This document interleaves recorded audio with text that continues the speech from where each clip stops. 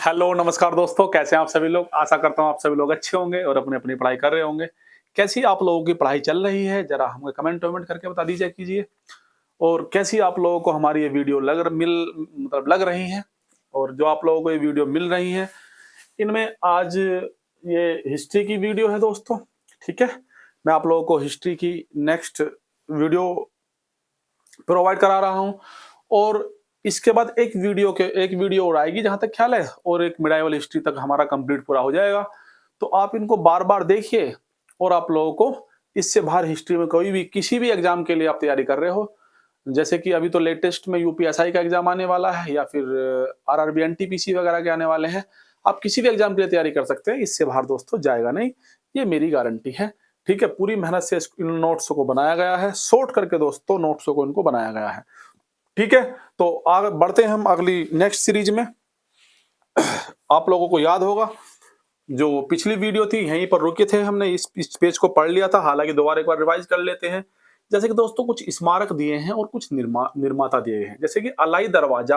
तो दोस्तों अलाई दरवाजा था, किसने बनवाया था? अलाउद्दीन खिलजी ने दोस्तों बनवाया था अलाई दरवाजा। बुलंद दरवाजा की अगर बात करता हूँ, फतेहपुर सीकरी में है दोस्तों, अकबर ने बनवाया था। क्या दोस्तों? बुलंद दरवाजे का निर्माण कराया था अकबर ने। अलाई दरवाजा का निर्माण कराया था खिलजी ने, अलाउद्दीन खिलजी ने। और दोस्तों बुलंद दरवाजे का निर्माण कराया था अकबर ने। ये बात ध्यान रखेंगे, कहां पर? फतेहपुर सीकरी में।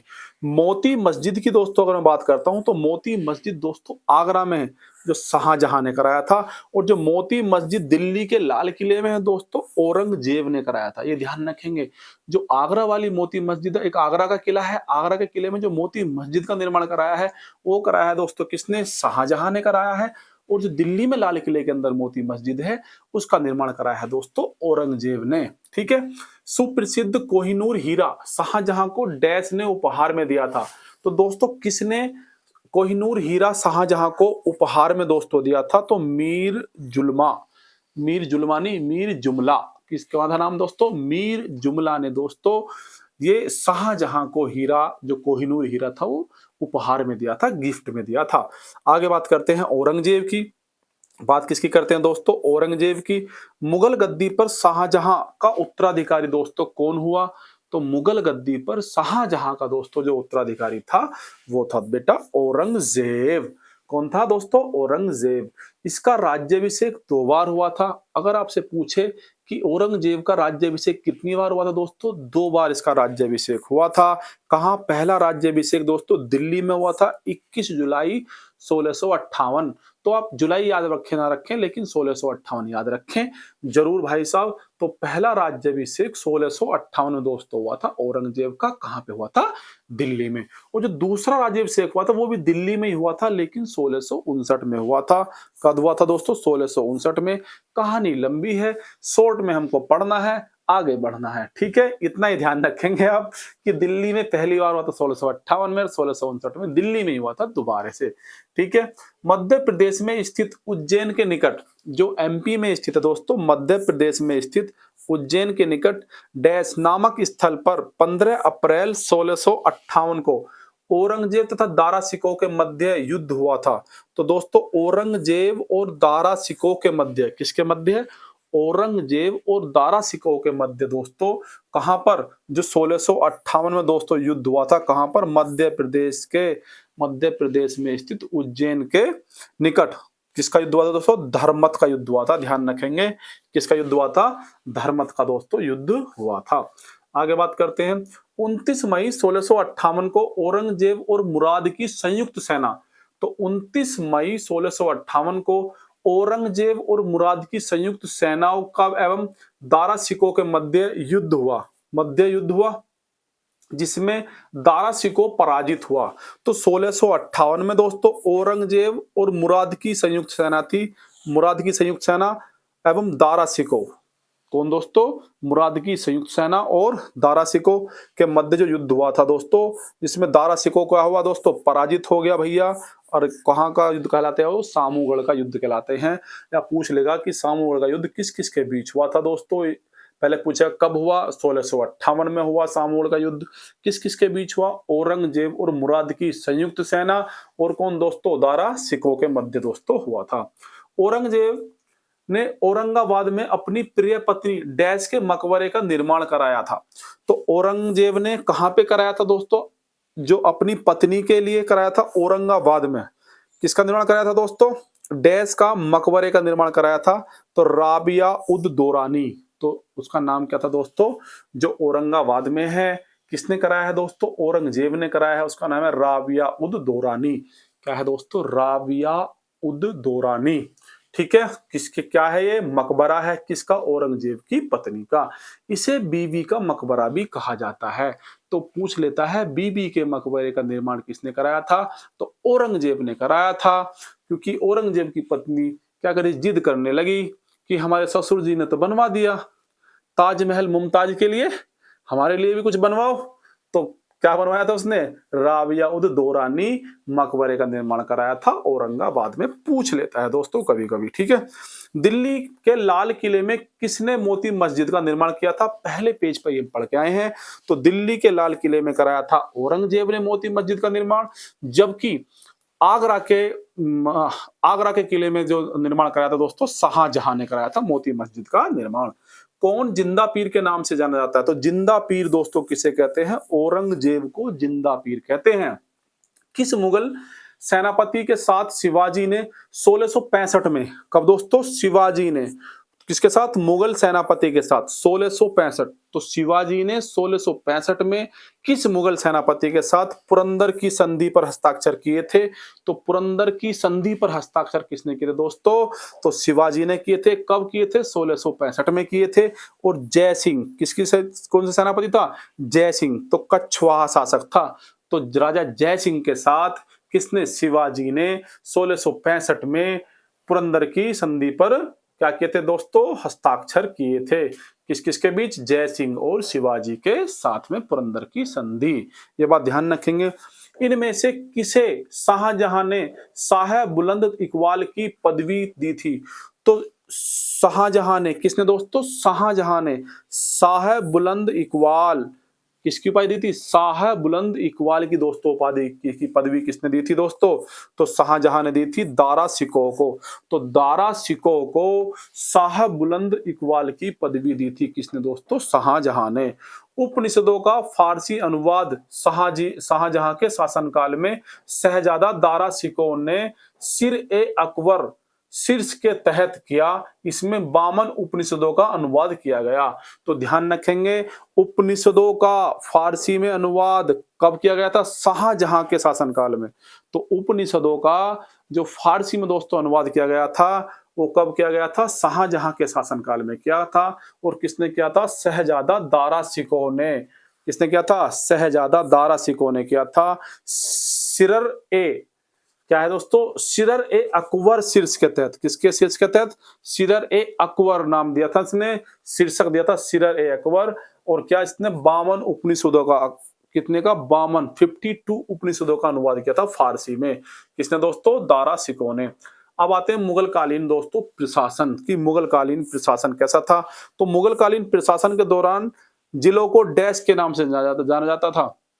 तो मुगल कालीन जब प्रशासन था दोस्तों, तो जिलों को किस नाम से जाना जाता था दोस्तों? तो किस नाम जाना जाता था? सरकार। किस नाम से दोस्तों? सरकार। तो सरकार के नाम से जाना जाता था जिलों को। किसके नाम से? सरकार के नाम से। शासन की सुविधा के लिए प्रत्येक सूबा या प्रांत कई डैश में बांटा गया था। तो कई सरकारों में या जिलों में बांटा गया था, क्योंकि जिलों को सरकार कहा जाता था। किसके समय दोस्तों? मुगल कालीन प्रशासन के समय। मुगल काल में सैन्य विभाग का प्रधान था। तो मुगल काल में सैन्य विभाग का प्रधान दोस्तों कौन था? तो मीर बख्शी। तो कौन था दोस्तों? मुगल काल में सैन्य विभाग का प्रधान मीर बख्शी। क्या होता था दोस्तों? मीर बख्शी था। मुगल प्रशासन में जन आचरण के निरीक्षण विभाग का प्रधान था। तो मुगल प्रशासन में जन आचरण के निरीक्षण, जो जनता के आचरण का निरीक्षण करता हो, उससे क्या कहते थे दोस्तों? मुहतासिब। क्या कहते थे? मुतासिब। क्या कहते थे दोस्तों? मुहतासिब। मुतासिब बोलते ना, मुतासिब। तो किसके द्वारा तमाकू भारत लाया गया था दोस्तों? ध्यान रखेंगे, तो भारत पुर्तगालियों द्वारा तमाकू लाया गया था भारत में। तो पुर्तगाली लेके आए थे दोस्तों तमाकू को। मुगल काल में राजस्व मुक्त अनुदान भूमि को डैश कहा जाता था। तो मुगल काल में राजस्व मुक्त मतलब दोस्तों कोई टैक्स नहीं, टैक्स फ्री जो भूमि होती थी दोस्तों उसे कहते थे मदद ए मास, मदद ए मास, मदद ए मास के नाम से दोस्तों जाना जाता था। अकबर द्वारा सिक्के चलाए गए थे। तो अकबर द्वारा दोस्तों सीता, राम सीता की आकृति और राम सिया जो कि देवनागरी लिपि में लेख से युक्त हैं। तो देवनागरी लिपि में लिपि से युक्त हैं दोस्तों, देवनागरी लिपि में लिखे हुए हैं और अकबर ने चलाए थे दोस्तों राम सिया के सिक्के। मुगल काल में चांदी तथा तांबे का सिक्का कहलाते थे। तो मुगल काल में दोस्तों चांदी, चांदी को कहते थे दोस्तों रुपया और तांबे को कहते थे दोस्तों दाम। तो मुगल काल में चांदी और तांबे के सिक्के को दोस्तों क्या रुपया और दाम कहते थे। अगर बात करते हैं मुगल कालीन संस्कृति की, संस्कृति कैसी थी दोस्तों मुगल कालीन, चित्रकला के क्षेत्र में मुगल शैली का प्रारंभ किसने किया था दोस्तों, तो चित्रकला के क्षेत्र में मुगल शैली का प्रारंभ दोस्तों किसने किया था, ध्यान रखेंगे हुमायूं ने। तो चित्रकला का जो प्रारंभ किया था मुगल काल में हुमायूं ने किया था। किसने किया था, हुमायूं ने। इसमें सर्वप्रथम वास्तान ए अमीर हमजा है। तो इसमें सर्वप्रथम अगर दोस्तों मुगल शैली की बात करता हूं तो इसमें सर्वप्रथम कौन है चित्रकला के उसमें, तो दास्तान ए अमीर हमजा। तो क्या है दोस्तों, दास्तान, ये द है दोस्तों, दास्तान ए अमीर हमजा है। आगे बात करते हैं जहांगीर के दरबार के सुप्रसिद्ध चित्रकार थे। तो दोस्तों जहांगीर के दरबार के सुप्रसिद्ध चित्रकार कौन थे दोस्तों, तो जहांगीर के दरबार के सुप्रसिद्ध जो चित्रकार थे दोस्तों अबुल हसन और उस्ताद मंसूर। तो अबुल हसन और उस्ताद मंसूर दोस्तों ये क्या थे, सुप्रसिद्ध दोस्तों चित्रकार थे। नादिर उद जमा की उपाधि धारण करी थी इसने। नादिर उद जमा की उपाधि किसने किसको दी थी, अबुल हसन। तो अबुल हसन की जो उपाधि थी, उपाधि कौन सी थी दोस्तों, नादिर उद जमा की उपाधि थी। और उस्ताद मंसूर की नादिर उल अस्त्र, नादिर उल अस्त्र की उपाधि दी थी उस्ताद मंसूर को। ठीक है दोस्तों, आगे बात करते हैं किसके काल को मुगल चित्रकला का स्वर्ण काल कहा जाता है। तो किसके काल को, किसके टाइम पीरियड को दोस्तों मुगल चित्रकला का स्वर्ण काल। तो मुगल चित्रकला का अगर स्वर्ण काल की बात करते हैं तो जहांगीर के समय को दोस्तों, किसके समय को, जहांगीर के समय को मुगल कालीन चित्रकला का स्वर्ण युग दोस्तों कहा जाता है। अकबर के शासन काल के दौरान प्रमुख गायक थे। तो अकबर के शासन के दौरान दोस्तों, किसके शासन के दौरान, अकबर के शासन के दौरान प्रमुख गायक दोस्तों कौन कौन से थे, तो दोस्तों तानसेन था और स्वामी हरिदास। कौन थे दोस्तों, तानसेन और स्वामी हरिदास अकबर के शासन के दौरान थे। अकबर ने तानसेनों को किसकी उपाधि प्रदान की थी, तो अकबर ने तानसेन को, किसको दोस्तों, तानसेन को किसकी उपाधि धारण प्रदान की थी, तो ध्यान रखना कंठाभरण, कंठारण वाणी विलास। क्या दोस्तों, क्या नाम है, दोबारा देख लीजिए, कंठाभरणी, कंठाभरण वाणी विलास, कंठाभरण वाणी विलास, कंठाभरण, कंठाभरण वाणी विलास। ठीक है दोस्तों, कंठाभरण वाणी विलास। तो क्या है, कंठाभरण वाणी विलास, कंठाभरण वाणी विलास की उपाधि दी थी दोस्तों किसको, तानसेन को। किसने, अकबर ने। अगर मुगल कालीन साहित्य की बात करते हैं तो गुलवदन बेगम किसकी पुत्री थी। तो अगर दोस्तों बात करते हैं गुलवदन बेगम की, तो गुलवदन बेगम दोस्तों किसकी पुत्री थी, तो दोस्तों ध्यान रखेंगे गुलवदन बेगम बाबर की पुत्री थी। तो बाबर की पुत्री का नाम क्या था दोस्तों, गुलवदन बेगम। आगे बात करते हैं हुमायूं नामा लिखी थी। तो हुमायूं नामा दोस्तों किसने लिखी थी, तो हुमायूं नामा लिखी थी दोस्तों गुलवदन बेगम ने। तो गुलवदन बेगम ने हुमायूं नामा दोस्तों पुस्तक लिखी थी। अब्दुल हमीद लाहौरी किसके शासनकाल का एक राजकीय इतिहासकार था। तो अब्दुल हमीद लाहौरी, तो अब्दुल हमीद लाहौरी तो शाहजहां के शासनकाल का एक राजकीय इतिहासकार था। क्या था दोस्तों, राजकीय इतिहासकार था। कौन, शाहजहां के समय का अब्दुल हमीद लाहौरी। अगर हम अब्दुल हमीद लाहौरी के बारे में बात करते हैं, इसने अपनी पुस्तक पद्म शाह। तो जो पद्म शाह पुस्तक है दोस्तों, किसने लिखी है? अब्दुल हमीद लाहौरी ने अपनी एक पुस्तक लिखी है पद्म शाह में शाहजहां कालीन इतिहास का वर्णन किया है। किसका वर्णन किया है? शाहजहां कालीन इतिहास का दोस्तों वर्णन किया है। मुगलों की राजभाषा थी, तो मुगलों की राजभाषा दोस्तों फारसी थी। तो मुगलों की राजभाषा कैसी थी दोस्तों? फारसी थी। डैश एक डैश है जो मध्यकालीन भारत में प्रयुक्त होती थी। तो क्या है दोस्तों? डैश एक डैश है जो मध्यकालीन भारत में प्रयुक्त होती थी। तो नस्तालिक क्या है दोस्तों? नस्तालिक एक फारसी लिपि है। तो क्या है दोस्तों? नस्तालिक। नस्तालिक तो नस्तालिक एक फारसी लिपि है। नस्तालिक क्या है दोस्तों? नस्तालिक एक फारसी लिपि है जो मध्यकालीन भारत में दोस्तों प्रयुक्त होती थी। मुगल बादशाह औरंगजेब लिखने में निपुण थे। क्या लिखने में? तो मुगल कालीन जो बादशाह था कौन? औरंगजेब। जो औरंगजेब था दोस्तों वो कौन सी लिपि लिखने में निपुण था भैया? तो नस्तालिक। कौन सी लिपि? नस्तालिक तथा सिकसत। सिकसत सिकसत तो नस्तालिक और सिकसत क्या दोस्तों? नस्तालिक।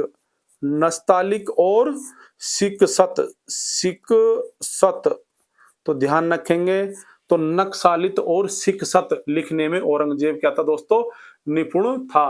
बाबरनामा का अंग्रेजी अनुवाद किसने किया? तो दोस्तों बाबरनामा, तो बाबरनामा की अगर बात करता हूं मैं, तो बाबरनामा का अंग्रेजी अनुवाद दोस्तों किसने किया था?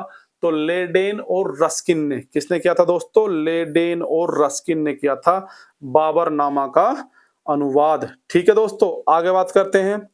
आगे बात करते हैं तुजुक ए बाबरी। कौन सी दोस्तों? तुजुक ए बाबरी। तुजुक ए बाबरी को किसने अपनी मातृभाषा तुर्की में लिखा था? तो तुजुक ए बाबरी को किसने अपनी मातृभाषा में दोस्तों लिखा था? तो ध्यान रखेंगे तुजुक ए बाबरी लिखा था बाबर ने। किसने लिखी थी तुजुक ए बाबरी?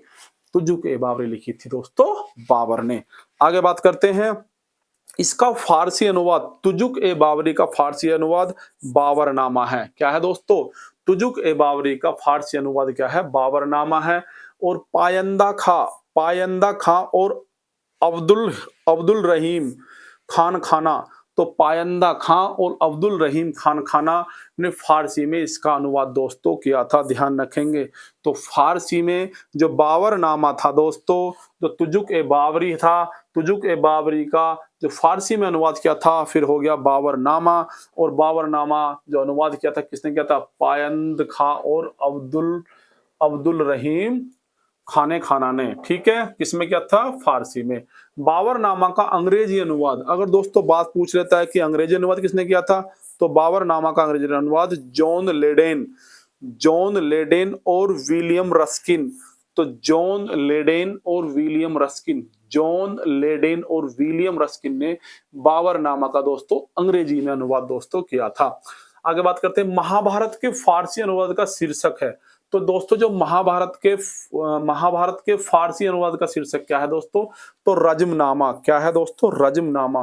तो महाभारत के फारसी अनुवाद का शीर्षक क्या है? रजमनामा।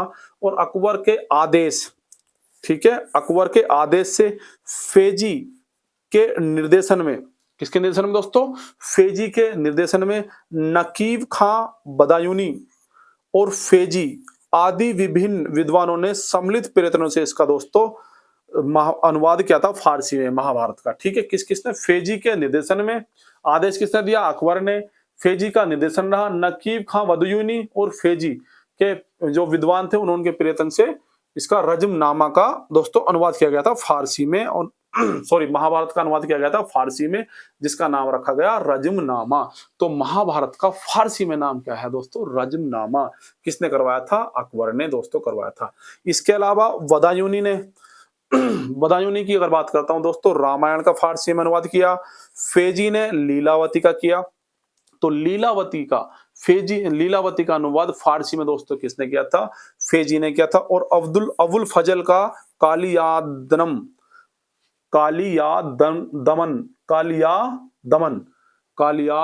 तो कालियादमन का जो दोस्तों फारसी में अनुवाद किया था अब्दुल फजल ने किया था।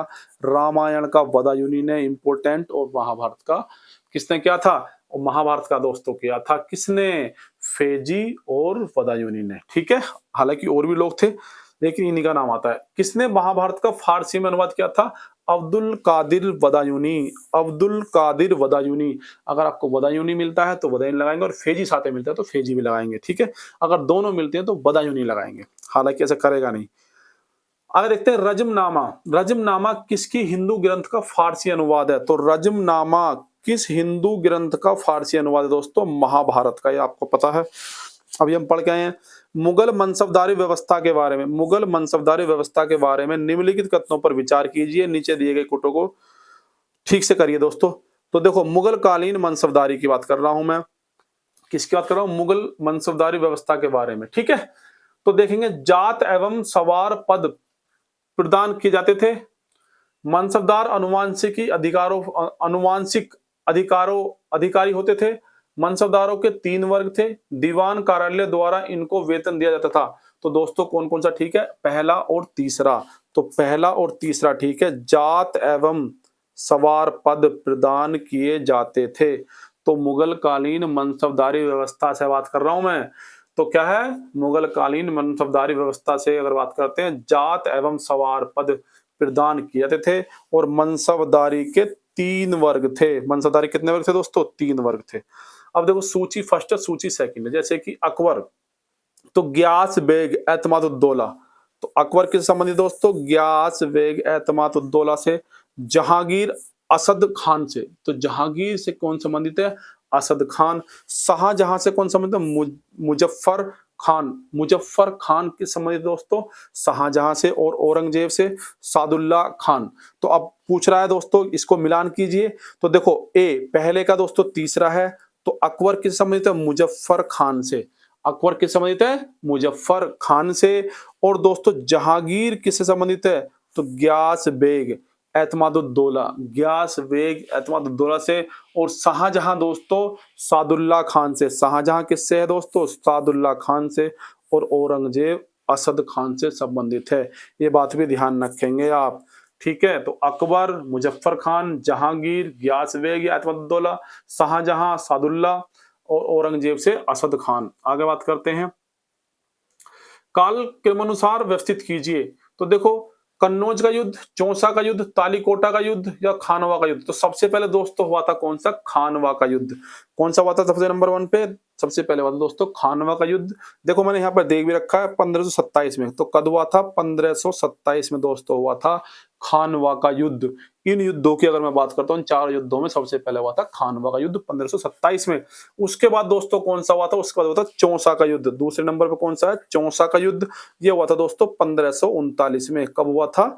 1539 में हुआ था चौसा का युद्ध। पहले खानवा का युद्ध हुआ 27 में, फिर 39 में हुआ चौसा का युद्ध, फिर दोस्तों हुआ था कन्नौज का युद्ध। तीसरे नंबर पे दोस्तों कन्नौज का युद्ध 1540 में। 1 साल बाद ही हो गया 1540 में कन्नौज का युद्ध। और तालीकोटा का युद्ध हुआ था दोस्तों सबसे लास्ट में, चौथे नंबर पर। ये हुआ था 1565 में। तो ये बात भी थोड़ी सी ध्यान रखेंगे, पूछ लेता है कालक्रम के अनुसार, ठीक है। दारा सिकोह को किस स्थान पर दफनाया गया था? तो दारा सिकोह को दोस्तों दिल्ली में दोस्तों दफनाया गया था दारा सिकोह को। निम्नलिखित मुस्लिम शासकों का सही कालानुक्रम। निम्नलिखित मुस्लिम शासक है दोस्तों ये, और कालानुक्रम बताना आपको। अहमद शाह अब्दाली है, मोहम्मद शाह है, जहांगीर है, बहादुर शाह सेकंड है। तो ध्यान रखेंगे दोस्तों, सबसे पहले आएगा जहांगीर। सबसे पहले क्या आएगा? जहांगीर की अगर बात करता हूं तो 1605 से, दो यहाँ लिख भी रखा है दोस्तों, 1605 से 1627। और दोस्तों दूसरे नंबर पे कौन सा आएगा? मोहम्मद शाह। दूसरे नंबर पर कौन सा आएगा? मोहम्मद शाह, 1719 से 1748 तक। और तीसरे नंबर पर आएगा अहमद शाह अब्दाली। तो अहमद शाह अब्दाली 1761 में आया था। और दोस्तों बहादुर शाह, तो बहादुर शाह की बात करते हैं तो 1837 से 1857 के बीच में आया था। कौन दोस्तों? बहादुर शाह। आगे बात करते हैं, निम्नलिखित युद्धों पर विचार कीजिए तथा उन्हें कालक्रम के अनुसार कीजिए। देखो ये कालक्रम का बहुत मामला चल रहा है। ये तो यही है अभी, ये तो दोबारा हो गया दोस्तों वही। नहीं, देखेंगे। सबसे पहले दोस्तों देखो, कन्नौज का युद्ध, चंदेरी का युद्ध, कदालीकोटा का युद्ध, चौसा का युद्ध। कुछ युद्ध चेंज कर दिए हैं। जैसे सबसे पहले हुआ था चंदेरी का युद्ध। अब इसमें पहले नंबर पर कौन सा हुआ था दोस्तों? चंदेरी का युद्ध हुआ था 1528 में। तो 1528 में दोस्तों किसका युद्ध हुआ था? चंदेरी का युद्ध हुआ था। उसके बाद हुआ था दोस्तों कौन सा? चौसा का युद्ध। कौन सा हुआ था दोस्तों? दूसरे नंबर पर चौसा का युद्ध। तो 1539 अभी ऊपर ही पढ़ के आए हैं। और फिर 1540 में दोस्तों कौन सा हुआ था? कन्नौज का युद्ध। 1540 में हुआ था कन्नौज का युद्ध। और तालीकोटा का युद्ध दोस्तों कब हुआ था? तो तालीकोटा का युद्ध हुआ था 1565 में। 1565 में हुआ था तालीकोटा का युद्ध। कालानुक्रम व्यवस्थित करें तो दोस्तों अहिल्याबाई, दुर्गावती, पद्मिनी या ताराबाई, ये क्वेश्चन दोस्तों पूछे गए हैं किसी न किसी एग्जाम में। तो कालानुक्रम में व्यवस्थित करना है तो सबसे पहले कौन सा आएगा दोस्तों? काल के अनुसार सबसे पहला आएगा पद्मिनी, तो पहले नंबर पे। दूसरे नंबर पे आएगा पद्मिनी के बाद दुर्गावती, तो पहले आएगा दोस्तों क्या? पद्मिनी। उसके बाद कौन आएगा? दुर्गावती। दुर्गावती साफ नहीं लिख रहा है दोस्तों, ये लिख सकते हैं वैसे हम साफ। आना भाई थोड़ा छोटा होना, इतना छोटा भी मत हो यार। तो पहला कौन है दोस्तों? यहां लिखते हैं पद्मिनी। दूसरा क्या है दोस्तों? दुर्गावती। तो दुर्गावती आएगा। चौथा कौन है दोस्तों? ताराबाई। तो इसके बाद आएगा दोस्तों कौन? ताराबाई आ गया। और उसके बाद दोस्तों क्या आएगा? अहिल्याबाई। तो अहिल्याबाई, ठीक है भैया। ये बात ध्यान रखेंगे। तो सबसे पहले कौन? पद्मिनी, फिर दुर्गावती, फिर ताराबाई, फिर अहिल्याबाई। पद्मिनी की दोस्तों अगर बात करता हूं, राणा रतन सिंह की पत्नी थी। तो पद्मिनी कौन थी? राणा रतन सिंह की पत्नी थी पद्मिनी। अलाउद्दीन खिलजी के मेवाड़ की राजधानी चित्तौड़ पर आक्रमण किया था, ये आप लोगों ने पढ़ा होगा हिस्ट्री में। तो जब चित्तौड़ पर दोस्तों आक्रमण किया था किसने? अलाउद्दीन खिलजी ने। उसके दौरान राणा रतन सिंह की मृत्यु हो जाने के कारण पद्मिनी ने जौहर कर लिया था। तो जौहर कर लिया था। जौहर आप लोगों को पता होगा कि जो आपने एक मूवी है पद्मावत शायद नाम से मूवी है, उस मूवी में भी आपने देखा होगा जौहर कैसे लेडी से करती थी, है नी। दुर्गावती गोंडवाना के हिंदू राज्य की योग्य शासिका थी। तो जो दुर्गावती थी दोस्तों दुर्गावती थी गोंडवाना के हिंदू राज्य की योग्य शासिका थी। अकबर के आक्रमण के फलस्वरूप शत्रु के घिर जाने पर भी इस वीर रानी ने आत्महत्या कर ली थी। ठीक है, वो घिर गई थी, इसने आत्महत्या दोस्तों कर ली थी।